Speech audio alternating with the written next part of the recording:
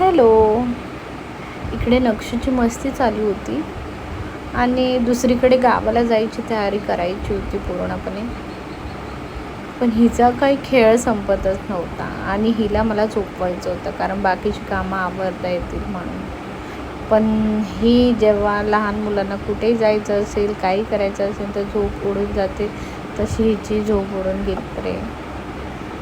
हे सगळं किती बघतानाच क्यूट वाटतं ना. वाव, म्हणजे अनुभवायला गेलं तर हे सगळं किती छान आहे आणि खरंच त्या अनुभवते खूप भाग्यवान आहे मी. तर नक्षूची अशी मस्ती तर अशी चालूच असते, लाड करणं हे चालूच असतं. एकीकडे गावाला जायचं होतं त्याच्यासाठी तयारी चालू होती आणि दुसरीकडे नक्षूचं चाललेलं मम्मा माझ्यासोबत खेळायला चल, म्हणून तिच्यासोबत बाहेर आले खेळायला. कारण हट्टपणा वाढत जाईल जर तिचं ऐकलं नाही तर ती अजिबातच मग पूर्णपणेच हट्टी होऊन जाईल. त्याच्यामुळे तिचं थोडंफार ऐकलं की ती स्वतःहूनच खेळून खेळून दमून स्वतःहूनच घरामध्ये जाते. हे मी पाहिले खूपदा. ती स्वतःच हात घेते आणि मम्मा घरात चल असं बोलू लागते. इथे मग तिच्यासोबत बॉल खेळत होते मी, तेवढ्यात तिने तो बॉल पलीकडेच टाकून दिला जिथे काम चाललेलं होतं तिथे. मग त्या माणसांनी नंतर थोड्या वेळाने तो आणून दिला.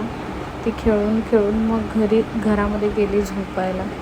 इतक्यात मी गावाला जायचं होतं म्हणून भेंडीची भाजी, चपाती हे सगळं बनवून घेतलं आणि नक्षूचा थोडाफार काय खाऊ होता, सुका खाऊ, तोही घेतला, बॅगमध्ये भरला, बॅग पॅक केली.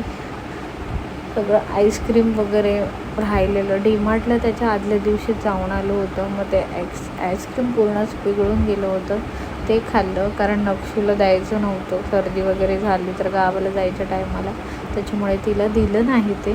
मग इथे आम्ही निघालो पॅकिंग वगैरे करून. नक्षूची झोपही छान झाली होती, मस्तपैकी देवाचा आशीर्वाद वगैरे घेतला आणि ऑन टाईम आम्ही स्टेशनला पोहोचलो.